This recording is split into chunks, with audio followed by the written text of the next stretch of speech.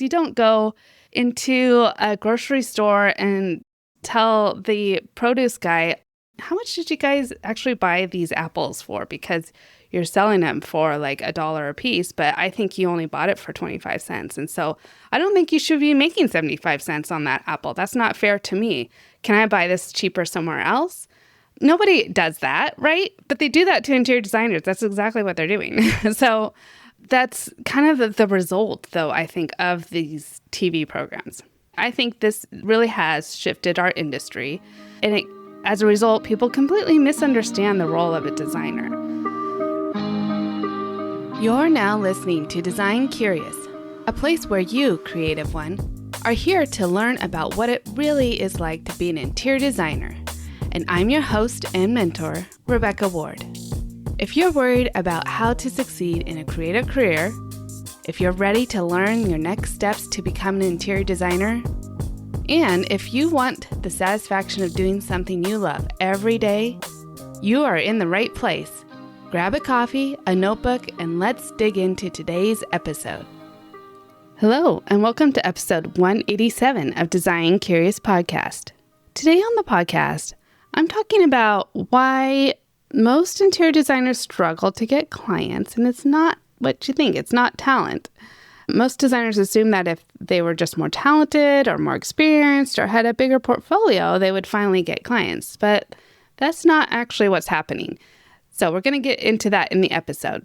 And before we do, I want to remind you, I have that replay of the webinar I did before the last boot camp. It's called From Passion to Profit, 5 Money Moves to Start Your Interior Design Business Right.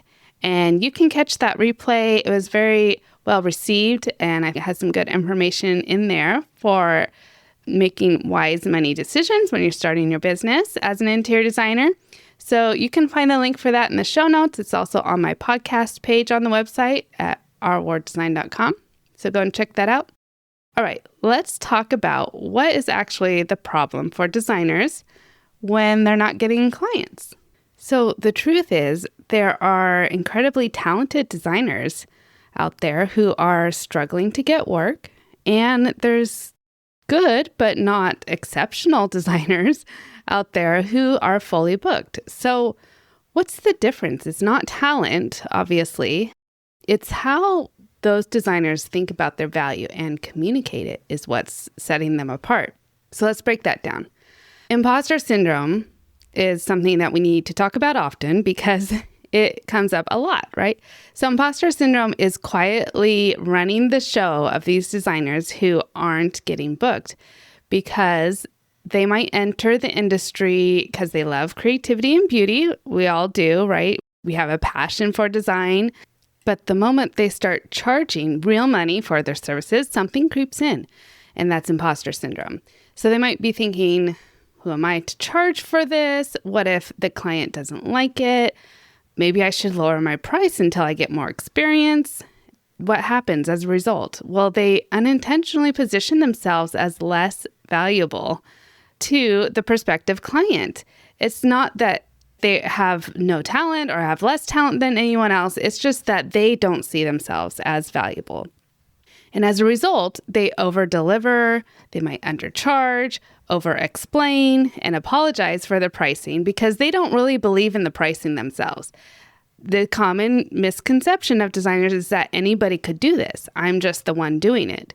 And that's not true. You have a talent, you have a special vision and ability to put a room together, to design it, to anticipate the needs of the client, and all those things that go into design, as well as managing. There's a million things that have to go into the project. It is a very, very important job. It's not brain surgery, as some people say, but it has a lot of steps and a lot of details, and it is a really, really undervalued career. Clients can feel that lack of confidence immediately when they see like, oh, you're only charging $100 for an hour for your services and you've been working for 5 years. And this client over here is charging $300 an hour and they've been working for 3 years. So what's the difference here? Well, the difference is mindset, and the confidence signals expertise, and expertise attracts clients. The confident designer the one who believes that what they're doing is unique, that they have a unique position in life to be able to design and to change people's lives through that, that is valuable. The clients will pick up on that and they need to be charging appropriately for it. I've heard it said, like, if you're going in for a facelift, you don't want to get the cheapest surgeon around, right? You want the one who is probably the most expensive because you are perceiving that they are charging a lot because they know more and that they can do a better job. All right. The other point that might come up is that designers are actually selling the wrong thing. So most designers will market themselves like this. They'll say, I create beautiful spaces. And that is the truth. We all do create beautiful spaces, but that's the least interesting thing about what we do, right? Beauty is subjective. So not everyone's going to think that you create beautiful spaces. But what the client is actually wanting to hear from you, besides that you create beautiful spaces, that's a given, right? They're expecting, if you're a designer for a living, then you should be able to create a beautiful space. But what they really need is a home that functions better, a space that will reduce stress, a space that reflects who they are, and a home that they're proud to welcome people into and entertain, and a home that supports how they live day in and day out. So that is what designers really need to hit home, is that they don't just decorate, they're not just pillow fluffers, and that they actually can change how people live, how they move through a space, how they feel when they walk in the door, how the families gather, how work happens at home, and how rest happens at night. It's not just decoration. Yes, we can decorate, that's fine, but that is not the primary goal of interior design. We want human-focused design for these houses. Someone's going to live there. Someone needs to use that beautiful desk, that sofa. Someone's going to sit on that. Do they have a dog? You know, there's so many things that go to consider the selections that you're making besides just that it's beautiful. Most designers don't really talk about it that way. There's a great book called Story Brand by Donald Miller. I have it on my book list. It was one that really opened my eyes to see that the copy on my website and my communications through social media and other platforms really needs to be focused on the client and what their needs are and what their problem is and how I can solve that problem for them, and that they are actually the hero in the story. I'm just the guide to guide them through it. It's a complete mindset shift for a lot of designers because most designers will just see their website as a portfolio, a digital portfolio, a place to park their beautiful projects. There's usually hardly any copy on there. It's just the projects speak for themselves, right? And then contact me here if you want to work with me. I know that if I were the consumer looking at those websites, I would want more information before reaching out. What kind of process do you have? How much would it typically cost? All these things I think would be beneficial for a client wanting to update their space or build a new house or whatever it is they come to interior designers for. All right, another point that might come up is that designers underestimate the science of what they do. So there's an entire body of knowledge around how environments affect people. Lighting affects circadian rhythms. We know circadian rhythms, that's like when your body naturally wants to wake up and be active and then start relaxing in the evening, and it kind of follows the sun through the day. So changing the lighting to match like what the daylight is happening outside. You don't want daylight at 11 o'clock at night in your living room. You want it to be more like candlelight because it's soft and it helps you to wind down for the day. Looking at what colors can affect your mood. Looking at furniture layout and how it affects conversation, connection in a space. I recently went to a talk on feng shui. We've also had feng shui expert on the podcast, and there's a lot that goes into that. By rearranging the furniture in a space, you can open up conversation and make it feel inviting and connective to other spaces in the house. Clutter can also affect cognitive load and stress in a space. It can be overwhelming. It can affect your actual physical health. and mental health. And so designers actually fairly intuitively understand a lot of these things.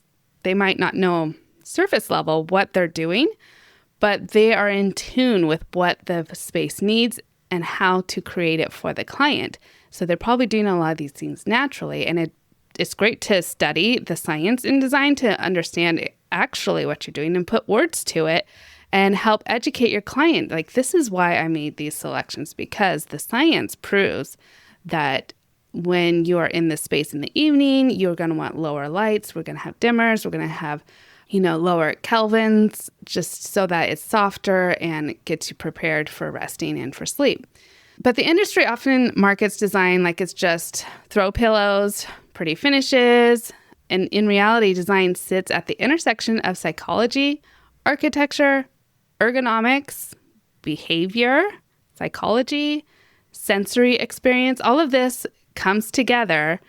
And there's actually a program called Science in Design. It's a curriculum that some of my colleagues have been taking, and I'm very interested in taking myself. I think it's quite rigorous. But it proves the point that design is not frivolous. It's deeply tied to human well-being. Okay, another thing we need to talk about is the HGTV consumer problem, as I would call it, or it could just be any home network TV channel. It doesn't have to be HGTV, where this kind of changed the culture, right? For interior designers.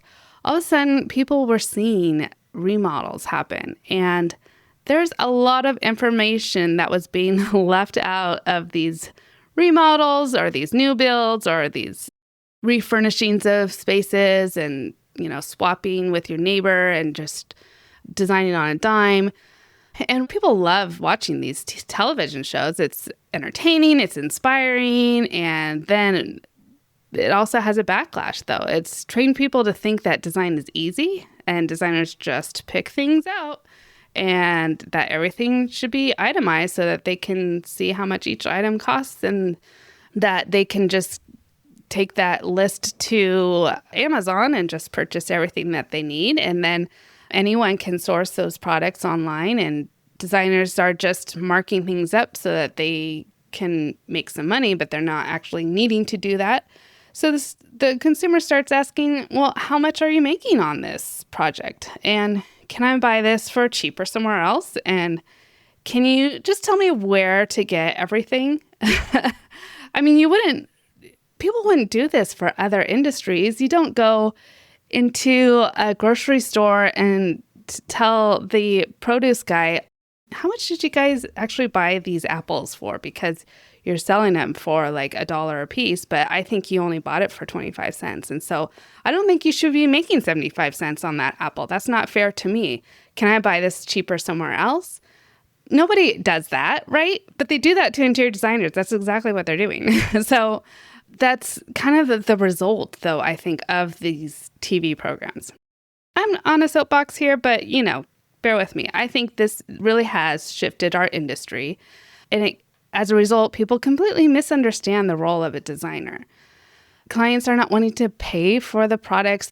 They're not understanding that what they're actually needing to pay for from a designer is vision, to curate it, to problem solve, make those million decisions that they would have to make on their own. Avoiding costly mistakes is huge. Like, doing it right the first time saves you so much money than doing it 5 times the wrong way, right? Accessing trade resources, saving time, creating cohesion throughout the space instead of just being really kitschy and having one room be this theme, one room be that theme. A designer can help clients spend their money better than they could on their own. So that's kind of key. Like, I think needs to be communicated to the public is that designers actually save you money, even though we cost a lot of money because we're worth it, first of all, but we have a great talent, but we are actually going to spend your money better than you can when it comes to your home. And so that value is enormous. It's really hard, though, for designers to adapt that mindset, to communicate that to their clients. And so I think designers kind of need to take back their power a little bit in this area. And this is where I believe the industry needs to shift. Designers need to stop positioning themselves like retail assistants I mean, they've got stores for that, right? They do free design services by shopping in their store. You're not a shopping guide and you're not just a sourcing service. You're actually an expert consultant in the built environment. And designers see things others don't. They see scale issues, lighting problems, architectural imbalance, and, when a room doesn't feel right, the visual weight of it.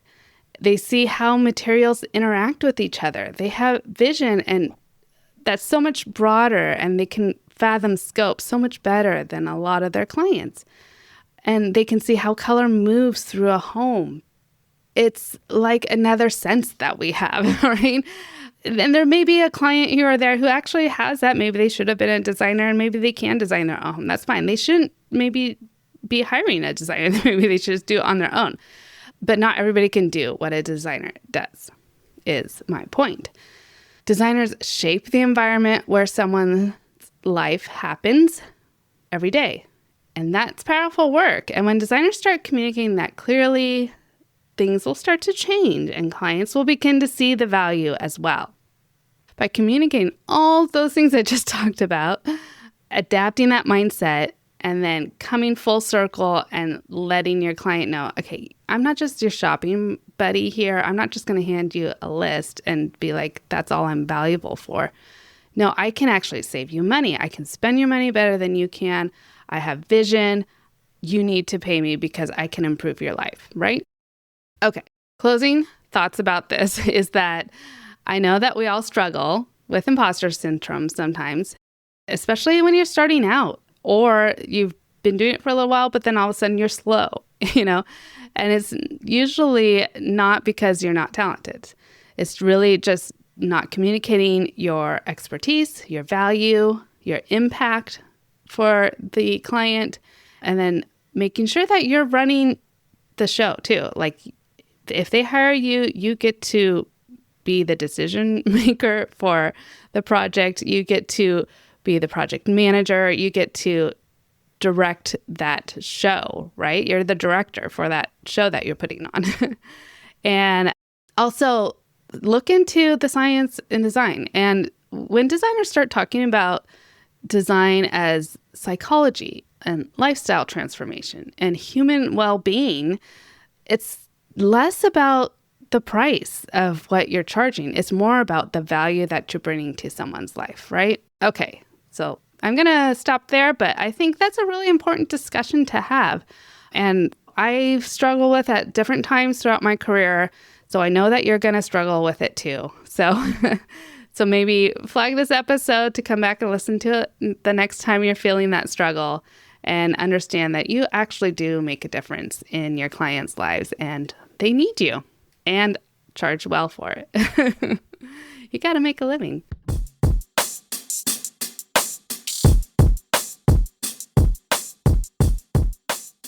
Okay, I try not to get too much on my soapbox, but sometimes I get all worked up because I want you guys to really be able to make a living at what you do because you do it well and you work hard for your money, right?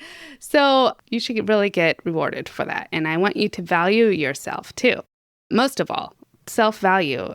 Designers, come on, you're worthy of all of that good praise and feedback and awards that you submit for and all of that. So go out there and really start taking yourself seriously. Do some research on the science and design and also just adjust your mindset and take a look to see where you're at. And I'm sure by adjusting all these things that it will start to resonate with clients who actually are going to value you for what you do and not just the shopping list that you can give them. So take a look at that. And that's all I have for you this week. Don't forget about my design mentor. If you're looking for some one-on-one work with me, I'd love to have you in my mentorship program, which is online, easy access. You can also schedule coaching calls with me through that. All right, next week we'll have another great episode. And until then, stay creative. Thanks for listening. If you love this episode, please leave a rating and a review. This helps me reach other curious creatives like you. If you have a topic request or would like to contact me, simply head over to my website, rwarddesign.com. or email me at podcast@ourwarddesign.com.